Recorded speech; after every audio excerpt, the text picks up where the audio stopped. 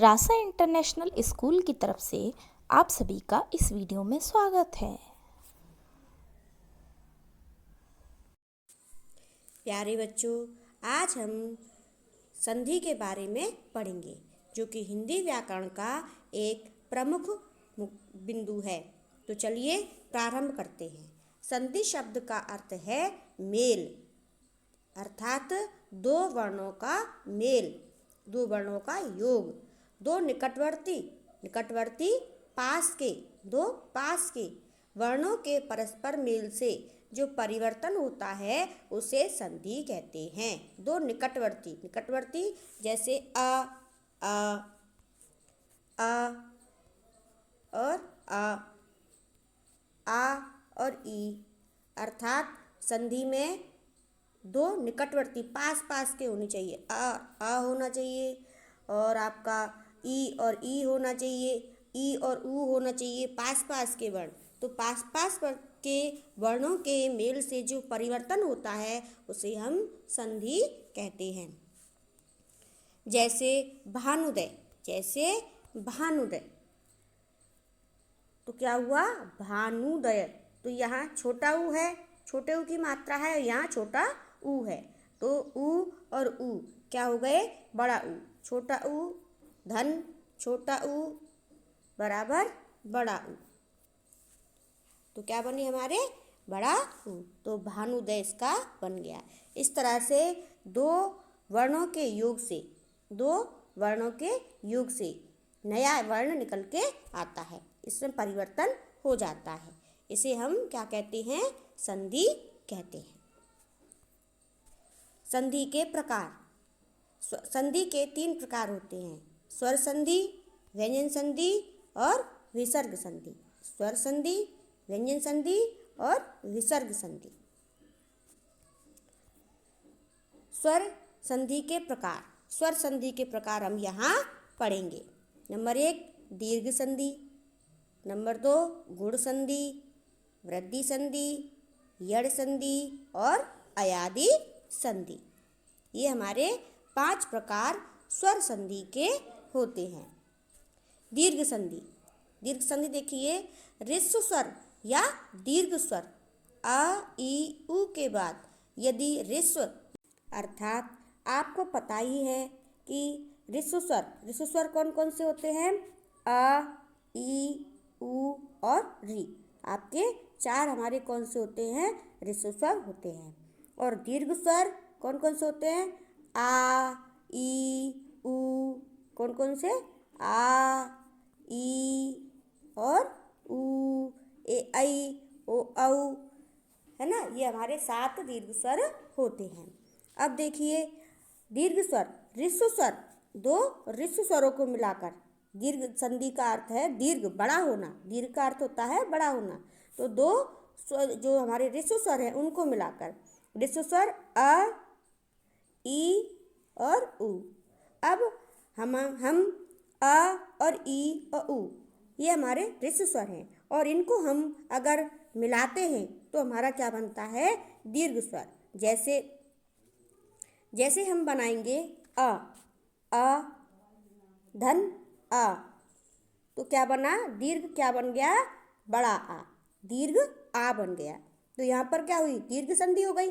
छोटा आ और छोटा आ क्या बने? बड़ा आ। तो यहाँ पर हमारी क्या हुई? दीर्घ संधि हो गई। इस तरह से ह्रस्व स्वर या दीर्घ स्वर, यहाँ बड़ा आ भी हो सकता है, आ और आ, तो फिर तब भी हमारा क्या बनेगा? बड़ा आ ही बनेगा। अगर यहाँ पर ई हो, ई हमारी ई धन ई बड़ी हो या छोटी हो, यहाँ छोटी देते हैं और यहाँ बड़ी। यहाँ बड़ी भी हो सकती है दोनों तरफ, छोटी भी हो सकती है, और या फिर दोनों छोटी भी हो सकती हैं और दोनों बड़ी भी हो सकती हैं। तो हमारा क्या बनेगा? बड़ी ई। क्या बनेगा? बड़ी ई ही बनेगा। अर्थात छोटा को मिलाकर के भी बड़ा बनेगा और अगर बड़ा हो तो भी बड़ा ही बनेगा। इसलिए इसे कहा जाता है दीर्घ संधि। उदाहरण देखिए इसके। अ धन अ बराबर आ, हिम प्लस आलय, हिमालय।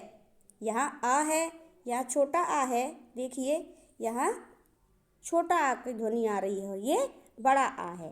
तो यहाँ पर छोटा आ और बड़ा आ बराबर बड़ा आ, तो क्या बन गया? हिमालय। अ और आ मिलकर क्या बने? आ, तो हिमालय। इसी तरह से विद्यार्थी, आ धन अ, तो क्या बना? आ। अब यहाँ देखिए, यहाँ छोटा आ पहले आया, बड़ा आ बाद में आया, फिर भी हमारा दीर्घ आ बना। यहाँ देखिए, यहाँ दीर्घ आ है और ह्रस्व आ है, फिर भी हमारा क्या बना? दीर्घ आ बना। तो इसी तरह से हमारे ये चलते हैं। देखिए उदाहरण, विद्या धन अर्थी बराबर विद्यार्थी, ई धन ई बराबर ई। तो रवि धन इंद्र रविंद्र, छोटी ई और छोटी ई बराबर कितना हुई? बड़ी ई, रविंद्र। ई धन ई बराबर ई, ह्रस्व ई और दीर्घ ई बराबर दीर्घ ई। मुनि धन ईश मुनीश, ई धन ई बराबर बड़ी ई, दीर्घ ई। मही धन इंद्र महेंद्र, ई धन ई बराबर बड़ी ई, मही धन ईश महीश, उ धन उ बराबर बड़ा उ। भानु धन उदय भानुदय, उ धन उ बराबर बड़ा उ। लघु धन उर्मी बराबर लघुर्मी, उ धन उ बराबर उ। वधु धन उत्सव वधुत्सव, उ धन उ बराबर बड़ा उ। वधु धन उत्सव वधुत्सव। अब हम पढ़ेंगे गुण संधि के बारे में। किस बारे में? गुण संधि के बारे में। इसमें क्या होता है? इसमें आ, ह्रस्व आ और दीर्घ आ के बाद ह्रस्व ई या दीर्घ ई हो तो दोनों मिलाकर ए हो जाते हैं। दोनों मिलाकर क्या हो जाते हैं? ए हो जाते हैं। देखिए कैसे, आ धन ई बराबर ए बराबर ए बन जाता है। हमारा क्या बनता है? ए बनता है। अ, ह्रस्व आ और दीर्घ आ के बाद अगर उ और उ आए तो दोनों मिलाकर ओ हो जाता है। और यदि अ, ह्रस्व आ और दीर्घ आ के बाद री हो तो क्या हो जाता है? अर हो जाता है। ये हमारा क्या है? नियम। नियम एक, पहला नियम क्या है? यहाँ कि आ और आ के बाद ई और ई आती है तो ए हो जाएगा। देखिए कैसे, अ और अ, अभी आपको बताया अ धन ई बराबर ए। यहाँ दीर्घ भी हो सकता है और यहाँ लघु भी हो सकता है, ह्रस्व भी हो सकता है। अ धन उ बराबर ओ, क्या बनेगा? ओ।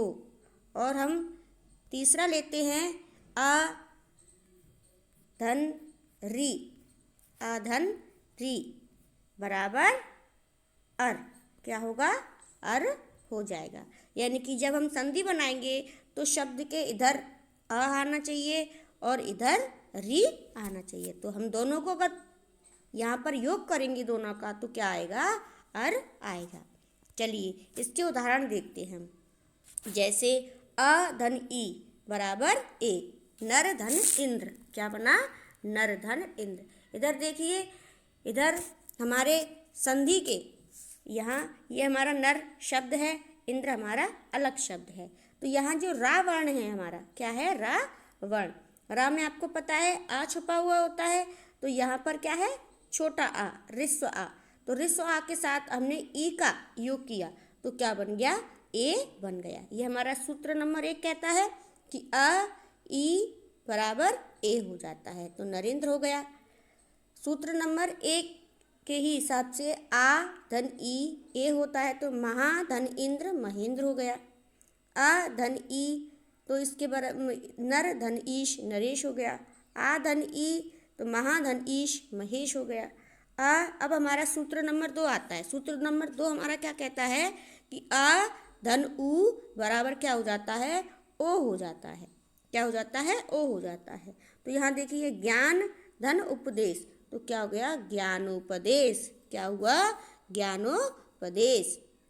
आगे देखिए, सूत्र नंबर 2 के हिसाब से हमारा चलता है, यहाँ क्या है, आ धन उ बराबर ओ, तो महाधन उत्सव, तो आ और ऊ का हो गया ओ, तो महोत्सव।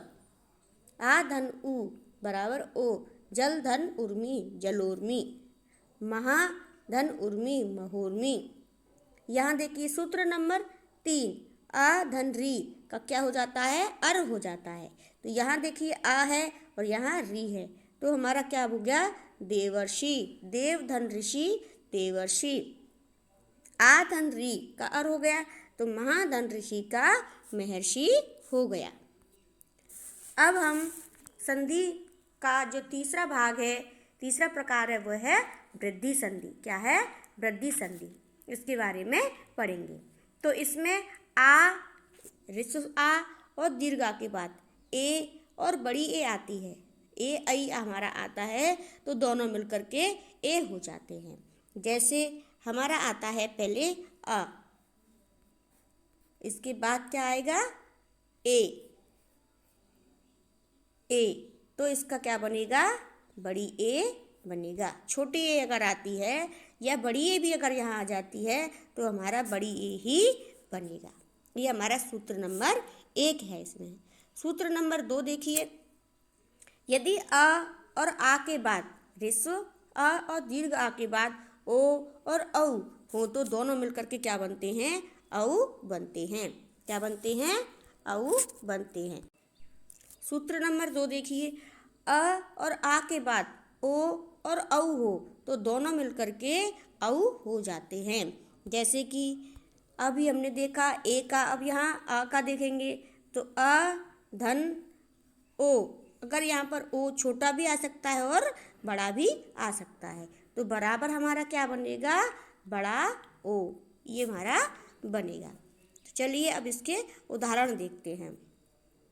जैसे ए, आ और ए का ए, एक धन एक, एक एक, आ धन ए धन ए, आ धन ए बराबर ए, तो वा धन ऐश वैश, अ धन ओ औ, वन धन औषधि वनौषधि, आ धन ओ बराबर औ, महा धन औषधि महोषधि।